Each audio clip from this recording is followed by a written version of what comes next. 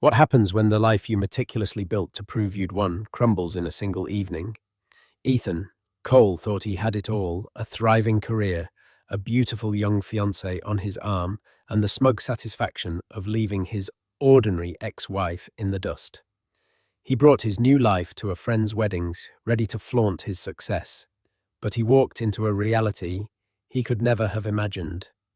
The woman he'd cast aside as not being good enough was there, radiant and transformed. And the man by her side wasn't just a new husband. He was Damien Blackwood, a name whispered with reverence in circles of unimaginable wealth and power. This isn't just a story of an awkward encounter. It's a story about the deafening echo of past choices and the brutal revelation that the game you thought you were winning had a different, much richer player all along. The late afternoon sun cast long, golden fingers across the rolling hills of Napa Valley. It was the kind of impossibly perfect day that felt scripted, a backdrop worthy of the exorbitant price tag Ethan knew his friends Oliver and Jessica had paid for their wedding venue. The air at the Sterling Peak Vineyard was thick with the scent of ripening grapes and expensive perfume. Ethan Cole adjusted the knot of his silk tie, a self-satisfied smile playing on his lips. Beside him, Brittany smoothed down her form-fitting champagne-colored dress, her diamond engagement ring catching the light and scattering tiny rainbows across the cobblestone path. "Isn't this just divine, darling?" Brittany whispered, her voice a practiced melody of social grace. "Jessica has such exquisite taste. I'm already taking notes for our big day." Ethan squeezed her hand, his thumb stroking the back of it. "Only the best for you, of course. But let's be honest, our wedding will make this look like a quaint little get-together." It was a boast, and they both knew it, but it was the currency their relationship was built on. Aspirational, competitive, and relentlessly public. At 38, Ethan had curated his life with the precision of a master artist. He was a senior VP at a rapidly growing financial tech firm, drove a slate grey Porsche, and lived in a minimalist penthouse overlooking the city. Brittany, a decade his junior, and a popular lifestyle influencer, was the final perfect brushstroke on his canvas of success. She was beautiful, vivacious, and just as invested in appearances as he was. She was everything he often reminded himself that his ex-wife, Sophia, was not. The thought of Sophia was a fleeting, sepia-toned memory. She was from a different chapter of his life, a chapter he had decisively closed 5 years ago. Sophia was quiet, academic content, with simple things, a walk in the park, a night in, with a classic film, a well-loved paperback. In his 20s, he'd mistaken her quiet strength for a lack of ambition. As his own career began to ascend, he grew to see her contentment as a weight, an anchor, holding him to a life of mediocrity. The divorce had been his idea, a clean, sharp break he'd framed as a necessary step in his evolution. He had to shed his old skin to grow. Sophia, he'd reasoned, was that old skin. He hadn't seen or heard from her since the papers were signed. He'd heard through the grapevine she'd moved away from the city, back to some small, forgettable town. He pictured her in a small house, maybe working at a local library or a community college, living the same simple, unambitious life she'd always craved. The thought didn't bring him guilt, but a faint, condescending pity. It reinforced his belief that he'd made the right choice. He'd escaped. "Ethan, Brittany, you made it." Oliver the groom clapped Ethan on the back, his face flushed with champagne and happiness. "Glad you could find the place. Get a drink, Mingle. We're about to get this show on the road." They navigated the manicured lawn, collecting flutes of champagne from a passing waiter. The crowd was a predictable mix of college friends and business associates. Ethan was in his element, exchanging handshakes and air kisses, making effortless small talk about market trends and vacation spots. Brittany was a natural extension of him, laughing at the right moments, her eyes sparkling, a perfect advertisement for the life he provided. "Did you see the guest list?" Brittany murmured, leaning in close. I heard Damien Blackwood is here. The Damien Blackwood. Can you imagine? Ethan's brow furrowed. Damien Blackwood was a tiny, semi-reclusive tech visionary who had sold his AI software company for a sum that was spoken of in mythological terms. He was a ghost, a name on the cover of business magazines, not someone who showed up at the weddings of normal people like Oliver and Jessica. No way, Ethan scoffed. Oliver knows people, but he doesn't know people on that level. It's just a rumor. Well, keep your eyes peeled, Brittany said, her gaze already scanning the crowd with a predator's focus. An introduction could be life-changing. The gentle chime of a bell called the guests to their seats for the ceremony. They found their assigned places in the third row, the white chairs arranged in a gentle curve, facing an archway, draped in white roses and eucalyptus. Ethan settled into his seat, feeling a familiar sense of pride. This was his world now. These were his people. He had earned his place here. As the string quartet began to play, a soft, elegant prelude, a couple moved to take their seats in the front row, their backs to him. The man was tall, with distinguished silver at his temples, and a suit so perfectly tailored, it seemed to have been woven onto his frame.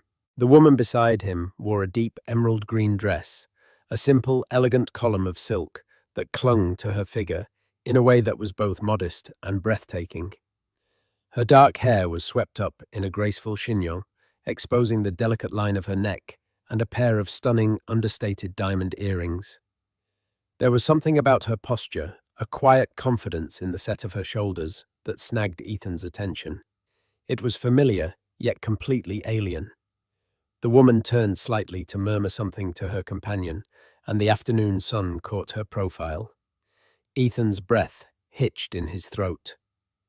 The champagne flute in his hand felt suddenly slick and heavy. The air, just moments ago filled with the sweet scent of roses, now seemed thin and unbreathable. His carefully constructed world tilted on its axis. It couldn't be. But it was. It was Sophia. She looked different, profoundly different. The quiet, bookish woman he remembered was gone. In her place was a woman of poise and elegance, a woman who looked as if she belonged in the front row of this opulent ceremony as effortlessly as she breathed. The 5 years that had passed hadn't aged her. They had refined her, carving away her youthful uncertainty and leaving behind a stunning self-possessed grace. Ethan's mind raced, trying to process the impossibility. What was she doing here? And who was the man beside her? An old friend? A new boyfriend? He felt a strange, unwelcome prickle of possessiveness.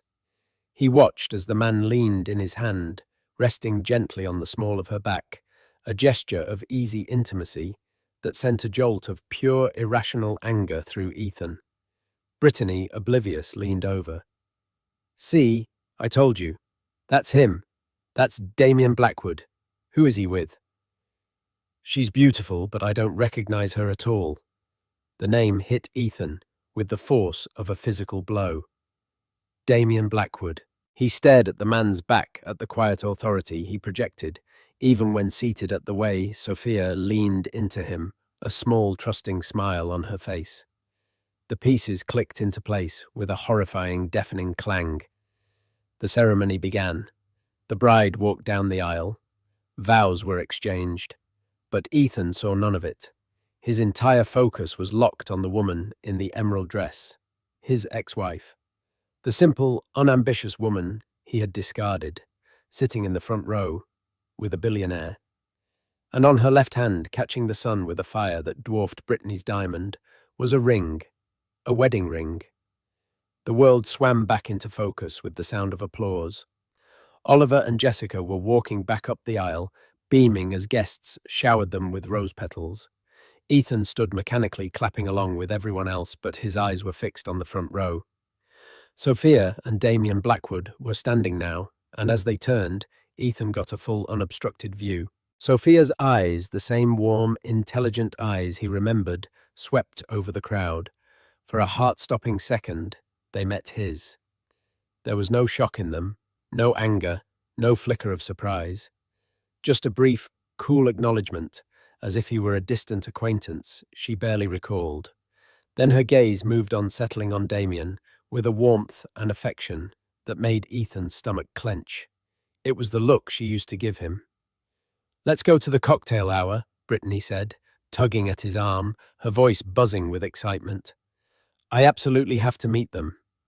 "No," Ethan said, the word coming out sharper than he intended. Brittany looked at him surprised. "What do you mean? No, Ethan. This is Damien Blackwood. This is a networking opportunity from the gods." "We'll see," he muttered, trying to regain control. His mind was a chaotic storm of questions. How? When? Why hadn't anyone told him he had mutual friends with Sophia, people who had been at this very wedding? Had they all known?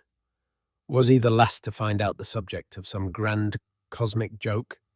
He felt a tap on his shoulder and turned to see Robert, a friend from his college days and one of the groomsmen. "Ethan, man, good to see you," Robert said, his smile a little too tight. "Crazy, right?"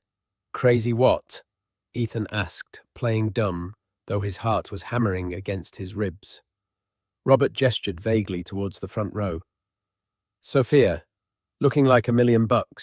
Or, well, a few $1 billion, I guess." He chuckled nervously. "Who would have thought?" The casual confirmation sent another wave of disbelief through Ethan. "You knew?" "Well, yeah, man. We all knew. She and Damien have been together for about 3 years, married for the last year. He's a great guy, totally devoted to her." Robert seemed to sense Ethan's shock. "Look, I figured you knew. I didn't want to be the one to, you know."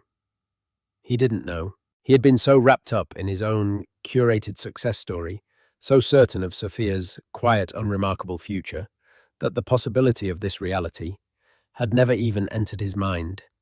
He had been a fool. The crowd moved towards the grand terrace overlooking the vineyards for cocktails and hors d'oeuvres. Ethan followed, feeling like a man walking to his own execution. Brittany, sensing a story, but not its protagonist, was relentless. "So you do know her?" She pressed her voice, a mix of curiosity and accusation. "The woman with Damien Blackwood. You looked like you saw a ghost." Ethan took a long sip of his champagne, the bubbles doing nothing to calm his nerves. "She's my ex-wife." Brittany stopped dead in her tracks. Her perfectly made-up face went through a rapid series of emotions: confusion, disbelief, and finally a sharp, calculating anger. Your ex-wife? The one you said was a librarian from a small town?" Her voice was a low, dangerous hiss. "I thought she was," he said lamely. "I hadn't heard anything." "So, the simple, unambitious woman you left so you could build a real life is now married to one of the richest men in the world." The sarcasm in her voice was a razor blade. "You have got to be kidding me." Before Ethan could formulate a defense, the moment he had been dreading arrived. Oliver and Jessica were making their rounds, and they were walking directly towards them, with Sophia and Damien in tow. There was no escape. "Ethan, Brittany, so glad you're here," Jessica said, her bridal glow undiminished. "I'm not sure if you two have met our dear friends Damien and Sophia." Ethan's throat went dry. He was face to face with her now. Up close, she was even more striking. The simple dress was clearly couture, the material impossibly fine. Her skin glowed with health and happiness. She looked serene, untroubled, and completely out of his league. "Sophia." He managed his voice, sounding strangled to his own ears. "It's been a long time." "Ethan," she replied, her tone polite and even. There was no lingering bitterness, which was somehow more insulting than if she had slapped him. She gave him a small, closed-mouth smile. "You remember my ex-husband, Ethan Cole, darling," she said, turning to Damien. Damien Blackwood extended a hand. His handshake was firm, his eyes a piercing shade of blue that seemed to see right through Ethan's facade. He wasn't classically handsome in the way a movie star was, but he possessed an aura of quiet, unshakable power that was far more intimidating. "A pleasure to meet you," Damien said, his voice a calm, deep baritone. There was no hint of animosity or triumph in his tone. He was simply stating a fact. "And this must be your fiancée," Sophia said, her gaze shifting to Brittany. Her eyes took in the expensive dress, the large ring, the tense posture, with a neutral, almost analytical calm. "Brittany, is it? Jessica has told me so much about your blog. It sounds fascinating." The comment was perfectly polite, yet it landed like a subtle jab. To Sophia, married to a man who shaped global technology, a lifestyle blog must have seemed like a child's hobby. Brittany, to her credit, recovered quickly, plastering on her influencer smile. "Sophia, it's an honor, and Mr. Blackwood, I'm a huge admirer of your work. Please call me Damien," he said, his attention already returning to his wife. He placed a hand on her back again, the proprietary gesture a clear, unspoken statement. The conversation was a masterpiece of social awkwardness. Ethan felt like an insect under a microscope. Every word he said sounded foolish. Every glance he stole at Sophia felt like a confession of his own monumental error in judgment. He tried to talk about his work, but the words financial tech turned to ash in his mouth when speaking to a man who had practically invented the future. He watched the way Damien looked at Sophia with a mixture of adoration and profound respect. He would listen intently when she spoke, his head tilted slightly, as if her words were the only thing that mattered in the world. Ethan had never looked at her that way. He had listened to her, sure, but always with half an ear, already thinking about his next meeting, his next goal, his next rung on the ladder. He had seen her as a supporting character in his story. He realized now with sickening clarity that he had been nothing but a prologue in hers. The group was mercifully broken up by another guest pulling Damien away to ask about a charitable foundation he ran. As he excused himself, he gave Sophia's hand a gentle squeeze. "I'll be right back, my love." My love. The words echoed in Ethan's skull. For a brief, terrible moment, he was alone with Sophia and Brittany. The air crackled with unspoken history. "You look well, Sophia," Ethan said, the platitude feeling hollow and stupid. "I am well, Ethan. Thank you," she replied. "Napa suits you." It was a dismissal, a polite closing of the door. She then turned her full attention to Brittany. "It was lovely to meet you, Brittany. I hope you both enjoy the evening." And with that, she turned and walked away, moving through the crowd with an effortless grace to rejoin her husband, leaving Ethan and Brittany standing in the wreckage of their perfect afternoon. Brittany's eyes were like chips of ice. "A librarian," she seethed under her breath, her voice trembling with fury. "You told me you left a librarian." The rest of the cocktail hour was a blur of forced smiles and stilted conversations. Ethan felt the weight of 100 pairs of eyes on him. He wasn't just Ethan Cole, senior VP, anymore. He was now the ex-husband, a walking, talking historical artifact from Sophia Blackwood's previous lesser life. The whispers were subtle at first, a shift in tone when he approached a group, a quick glance exchanged between old friends. But he could feel them like a change in atmospheric pressure before a storm. He and Brittany stood near the edge of the terrace, a gulf of silence between them. The setting sun painted the sky in shades of orange and violet, but the beauty of the scene was lost on Ethan. His mind was replaying the last decade, but this time the footage was corrupted.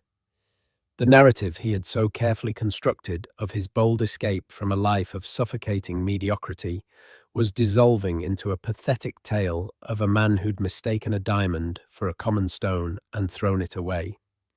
He overheard a fragment of conversation from a nearby group that included some of Jessica's bridesmaids.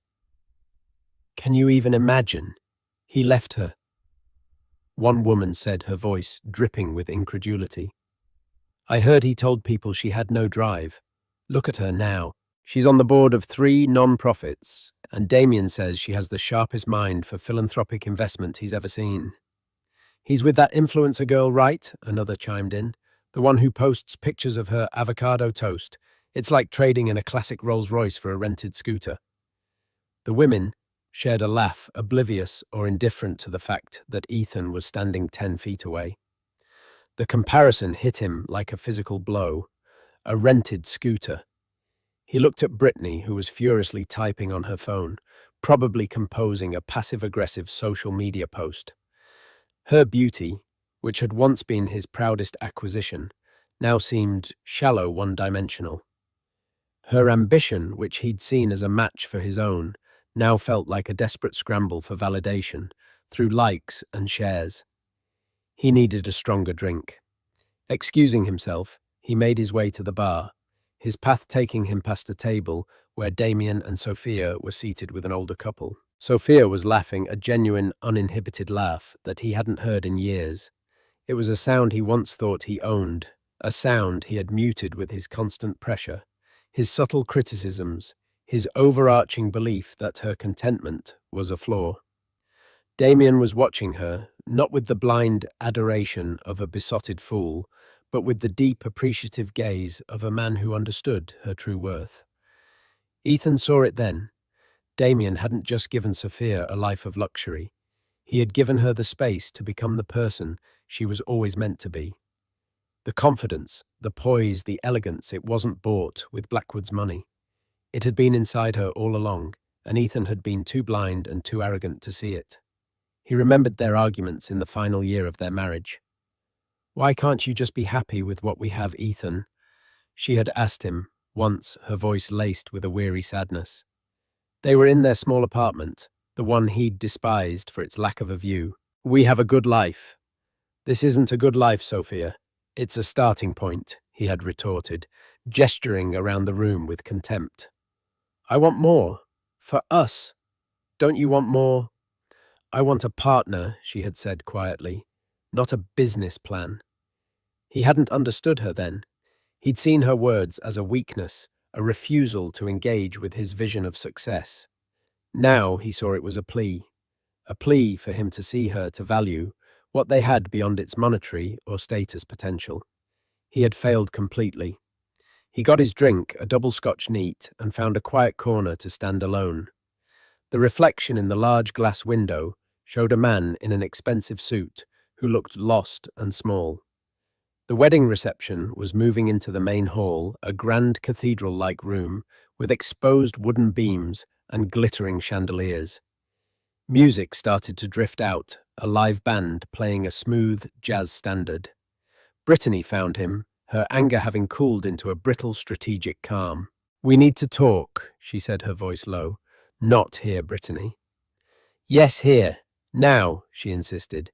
"You lied to me. You didn't just lie, you created a completely false narrative about your past. The simple librarian. Was any of it true? It was my perception of it." He defended weakly. "When we were married, she was what? Not yet married to a billionaire." Brittany's eyes were hard. "This changes things, Ethan. This changes everything. Do you know how humiliating this is for me? People are looking at me, then looking at her. They're making comparisons, and I'm coming out on the losing end. Our brand, my brand, is built on aspiration, on having the best. And you, my fiancé, are the man who let the best get away." The word brand grated on him. Was that all they were? A brand? A carefully marketed image of success. He looked from Brittany's furious face to the entrance of the hall where Sophia and Damien were being greeted warmly by the bride's parents. There was nothing performative about them. They were just two people, deeply in love, moving through the world with a quiet confidence that made Ethan's ostentatious life feel like a cheap imitation. "I need some air," he said, turning and walking away from her, away from the music and the laughter and the crushing weight of his own stupidity.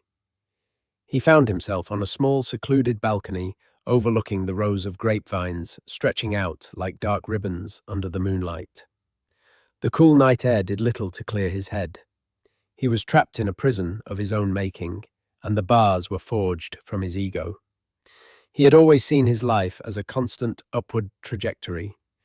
Leaving Sophia was a necessary sacrifice for that climb. He had convinced himself that she was happy in her small world, and he was happy in his large one.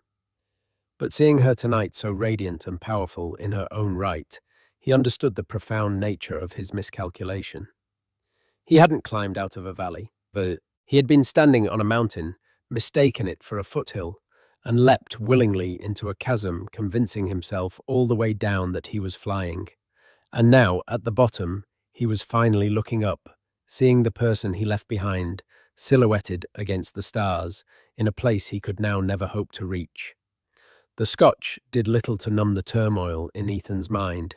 It only sharpened the edges of his regret, honing it into a fine point of resentment. He couldn't stand it any longer. The whispers, the pitying looks, the sight of Sophia living a life that should have been in some twisted way a lesser version of his own. He needed to talk to her. He needed to understand. He needed to puncture the serene, perfect bubble that surrounded her. He left the balcony and re-entered the reception hall. The band was playing a more upbeat tune now, and some couples were on the dance floor. He scanned the room, his eyes finding Sophia almost immediately. She was standing near the towering wedding cake speaking with Jessica. Damien was nowhere in sight. This was his chance. As he approached, a waiter offered him another glass of champagne. He took it, downing half of it in one go. Liquid courage. Jessica saw him coming, and her smile faltered for a fraction of a second before her bridal training kicked in. "Ethan, are you enjoying yourself?" she asked brightly. "Immensely," he lied. "Jessica, could I possibly borrow Sophia for just a moment? An old friend wanting to say a proper hello?" Jessica glanced nervously at Sophia, who gave a slight, almost imperceptible nod. "Of course, I need to go find my husband anyway. Don't let him have too much cake before we cut it." She bustled off, leaving an unnerving silence in her wake. "What do you want, Ethan?" Sophia asked. Her voice was not unkind, but it was devoid of warmth. It was the voice one uses for a necessary but unpleasant task. I wanted to talk." He began, gesturing vaguely. "This is all a bit of a shock." "I imagine it is," she said, her expression unreadable. "You always did like to be the most successful person in the room." The comment was so astute, so surgically precise, that it caught him off guard. "That's not fair." "Isn't it?" she replied, a single eyebrow arching slightly. "You left me because my lack of ambition was holding you back. You painted me as a small person, destined for a small life, so that your decision to leave would look like a heroic leap towards greatness. Don't deny it. It's the story you told yourself, and I'm sure it's the story you've told everyone else." He was speechless. She had dissected his entire motivation in a few calm sentences. "It wasn't like that," he stammered, the lie tasting foul. I was young. I didn't know what I wanted." "Oh, I think you knew exactly what you wanted," she countered, her voice still quiet, but now edged with steel. "You wanted applause. You wanted a life that looked good on paper. You wanted a partner who was an accessory, not a person. I was never going to be that for you."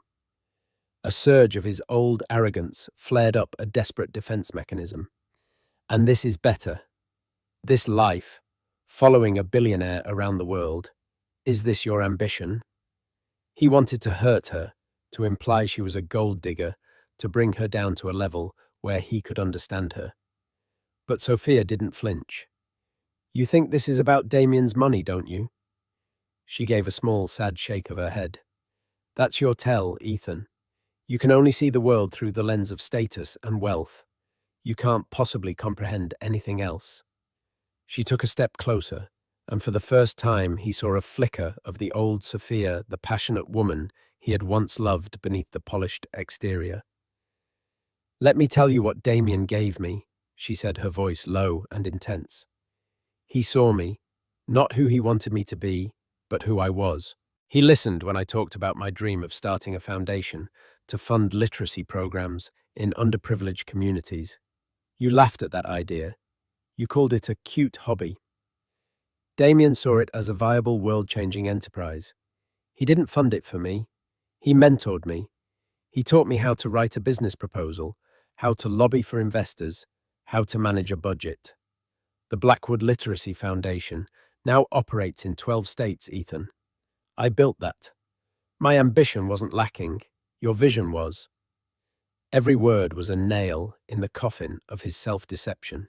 He had not only underestimated her, he had actively tried to suppress the very qualities that had now allowed her to flourish.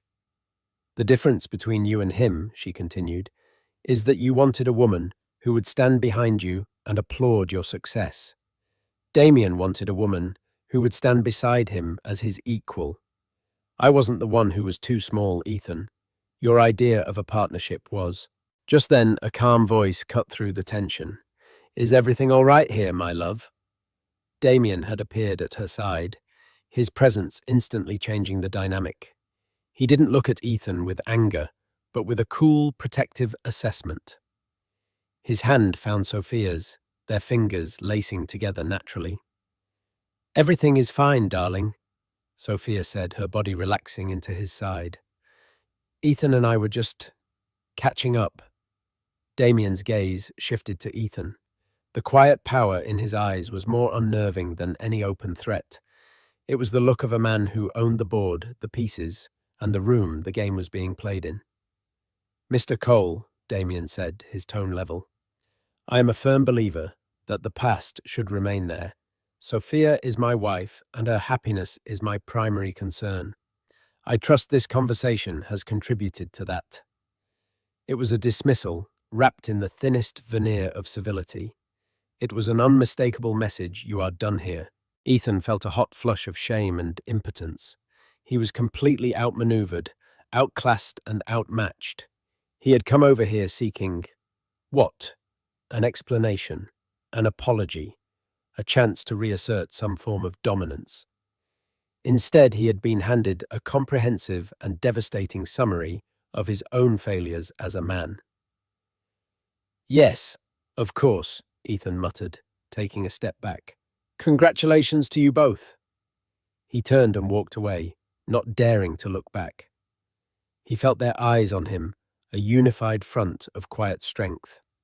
He headed straight for the bar, ignoring Brittany, who was watching him from across the room with a look of pure fury. He needed more scotch. He needed to drown out the sound of Sophia's words, the truth that was now screaming in his ears. He hadn't just lost a wife. He had lost a queen because he had been too small a man to recognize her crown. The rest of the wedding reception passed in a hazy, alcohol-fueled nightmare for Ethan. He avoided the dance floor, avoided conversation, and most of all, avoided looking in Sophia and Damien's direction. He found a seat at an empty table in the back of the hall and proceeded to drink methodically and with a grim sense of purpose. Each sip of scotch was a futile attempt to silence the voice of regret that had taken up permanent residence in his head. Brittany, however, was not one to be ignored. After about an hour of his self-imposed exile, she marched over to his table, her movements sharp and angry.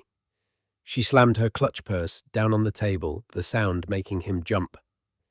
That's it, she said, her voice a low, controlled fury. We're leaving. The wedding's not over, he mumbled, gesturing with his glass. Oh, it is for us, she snapped. Do you have any idea the spectacle you've made of yourself? Of us first, you spend the evening hiding in a corner, like a punished child. Then you go and confront her. I saw you, Ethan. I saw the way her new husband came and put you in your place, like you were nothing, and you just stood there and took it. You don't understand what was said. He shot back his own anger, rising to meet hers. I don't need to. I understand what it looked like. It looked like my fiancé is still pathetically obsessed with the ex-wife he claimed was a nobody. It looked like you're jealous. It looked weak. The word weak hung in the air between them, an accusation more potent than any other. Ethan's entire self-image was built on the foundation of being strong, decisive, a winner. To be called weak by the woman he'd chosen, specifically to reflect his strength, was the ultimate insult. "Don't talk to me about weakness," he sneered, the alcohol making him reckless. "You're the one who can't stop talking about her husband's money. You're the one who sees people as networking opportunities." "And you don't," she scoffed, leaning forward, her eyes blazing. "Don't you dare try to take the moral high ground with me, Ethan. Your whole life is a networking opportunity. Our whole relationship is a networking opportunity. You chose me because I look good on your arm and on your social media feed. Because I fit the brand. Don't pretend this is some grand romance." The brutal honesty of her words sobered him slightly. She was right.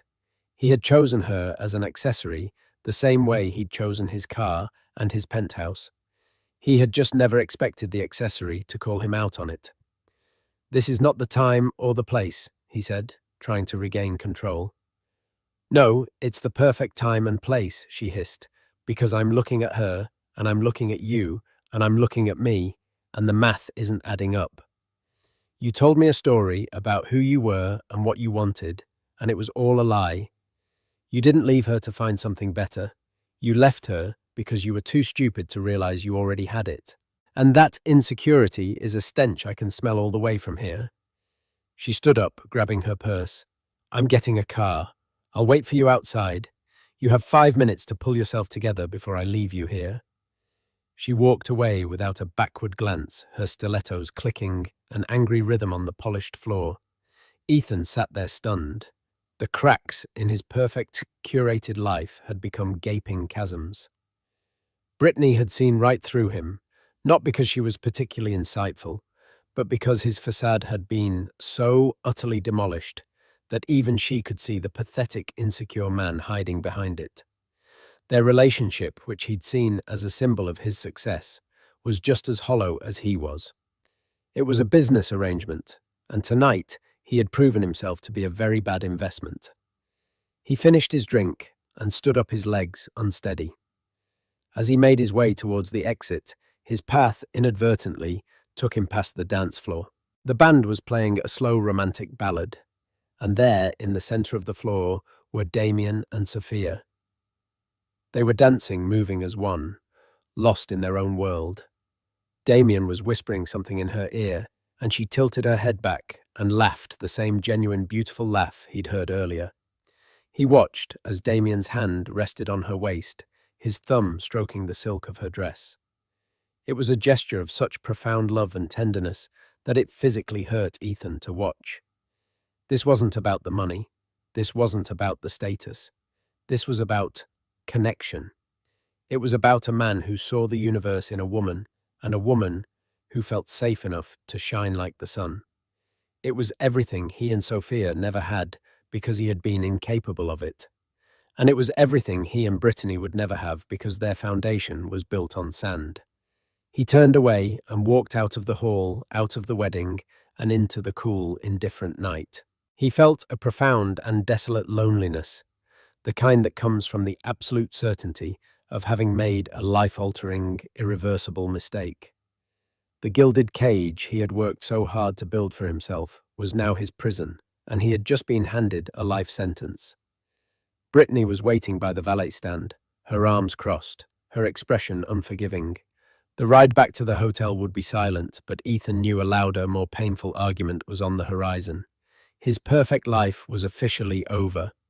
The days following the wedding were a tense Cold War. Ethan and Brittany flew back to the city in near total silence. The air in their shared penthouse, once a symbol of their modern successful life, was now thick with resentment. Brittany spent her time locked in her home office, communicating with Ethan through curt, clipped text messages. He knew she was reassessing her brand, and he was painfully aware that he was now a liability to it. Ethan tried to throw himself back into work, hoping the familiar rhythms of spreadsheets and conference calls could drown out the memory of the wedding. But even there, the ghost of Damien Blackwood loomed. The world of finance and tech was small. Blackwood's name was everywhere: a new acquisition, a groundbreaking patent, a keynote speech that shifted market sentiment. Before, Ethan had seen these as distant events in a world above his own. Now, they felt deeply personally humiliating. About 2 weeks after the wedding, Ethan walked into his Monday morning team meeting, coffee in hand, ready to outline the quarterly strategy. His boss, a sharp, no-nonsense man named David, called the room to order. "All right, everyone, settle down." David began, his tone unusually grave. "Before we get to the quarterly projections, I have some major company news. As of 7 a.m. this morning, a deal was finalized. Our parent company, Viridian Holdings, has been acquired." A murmur went through the room. Acquisitions could mean anything from promotions and new resources to mass layoffs. "Acquired by who?" someone asked. David took a deep breath. "By Blackwood Capital." The name slammed into Ethan with the force of a battering ram. He felt the blood drain from his face. It couldn't be. Of all the investment firms, of all the capital groups in the world, it had to be his. Damien Blackwood's private investment and venture capital firm. Blackwood's firm has been looking to expand its fintech portfolio for a while now. David continued, oblivious to Ethan's internal collapse. "This is an incredible opportunity for us. The resources, the technology, the network we now have access to, it's a game changer." Damien Blackwood himself will be addressing the senior leadership via video conference on Wednesday. The rest of the meeting was a drone in Ethan's ears. His colleagues were buzzing with excitement, speculating about the future, about the potential for growth. All Ethan could think about was the exquisite, soul-crushing irony. He had built his career at this company. It was the source of his pride, the proof that he was a serious, successful man. And now it belonged to Damien Blackwood. He would be, in effect, working for Sophia's husband. He stumbled back to his office, closing the door and sinking into his chair. Was this personal? Was it a calculated move, a power play designed to grind him under the heel of Blackwood's boot? He tried to imagine Damien and Sophia sitting in their mansion, laughing as they planned this. "Let's buy the company where her pathetic ex-husband works. It'll be amusing." But as the initial shock subsided, a colder, more devastating realization took its place. It wasn't personal. That was the truly galling part. To Damien Blackwood, Ethan's company was just another asset on a balance sheet, a strategic acquisition to strengthen a portfolio. Ethan Cole himself was probably not even a name Damien remembered from the wedding. He was a footnote, an insignificant detail in the life of the woman Damien loved. The acquisition wasn't an act of revenge. It was an act of complete and total indifference. He was so beneath Damien's notice that his entire professional life could be bought and sold without a second thought. That was the ultimate power play. When he got home that evening, the penthouse felt even colder and emptier than before. Brittany was in the living room packing a suitcase, not a weekend bag, a large, hard-shell suitcase. "What's this?" he asked, his voice hollow. "I'm moving out," she said, not looking at him. She was folding a silk blouse with meticulous, angry precision. "I'm going to stay at my sister's place for a while. Brittany, we can talk about this." "No, we can't," she said, finally looking up at him. Her eyes were cold. "I got a call from a friend at your company this afternoon. She told me the news about Blackwood Capital." "It's just business," he said weakly. "Everything is business, Ethan," she exclaimed, throwing the blouse into the suitcase. "Don't you get it yet? Perception is reality. The perception is that my fiancé is now, for all intents and purposes, working for his ex-wife's new husband, the man he foolishly left. It's not a good look. It's a pathetic look. And I will not have my life, my career, my brand associated with pathetic." There it was again, the brand. "So, that's it?" he asked. "After 2 years, you're just walking out." "I'm making a strategic decision," she corrected him, her voice dripping with the corporate jargon they both used to speak so fluently. "I'm cutting my losses on an investment that has proven to be a catastrophic failure. You're damaged goods, Ethan, and I can't afford the association." She snapped the suitcase shut, the sound echoing in the silent room. She walked over to the small table by the door, took off the large diamond ring, and placed it down with a soft click. "I believe this belongs to you," she said. She wheeled her suitcase to the door without looking back. "Goodbye, Ethan." The door closed behind her, the lock engaging with a final definitive thud. Ethan stood alone in the center of the vast living room, surrounded by the expensive minimalist furniture that suddenly felt like props on an empty stage. He looked at the ring on the table, a gaudy symbol of a future that had just been cancelled. In the space of 2 weeks, his entire world had been dismantled. His fiancée was gone. His professional autonomy was a sham. The carefully constructed identity of Ethan Cole, self-made man of success, had been exposed as a fragile, hollow shell, and the architects of his destruction hadn't even had to lift a finger. They were simply living their lives, and the sheer gravitational pull of their happiness and success had been enough to tear his flimsy universe apart. He was adrift, and for the first time in his adult life, he had no idea which way was up. Wednesday arrived with a sense of grim inevitability. Ethan sat in the main boardroom with the rest of the senior leadership staring at the large screen at the head of the table. He had barely slept his nights, filled with a revolving door of anxieties. The screen flickered to life, and Damien Blackwood's face appeared crisp and clear in high definition. He was in an office, but it looked less like a corporate suite and more like a comfortable, light-filled study, with books and what looked like a framed hand-drawn sketch on the wall behind him. "Good morning, everyone," Damien began, his voice as calm and authoritative as Ethan remembered. "I trust you've all been briefed on the acquisition. I want to start by saying that Blackwood Capital is not here to dismantle what you've built. We're here to enhance it." He spoke for 20 minutes about synergy innovation and long-term growth strategies. He was articulate, visionary, and genuinely impressive. He laid out a future for the company that was more ambitious and exciting than anything David had ever proposed. There was no hint of gloating, no personal agenda. It was just business executed at the highest possible level. At the end of the presentation, he took a few questions.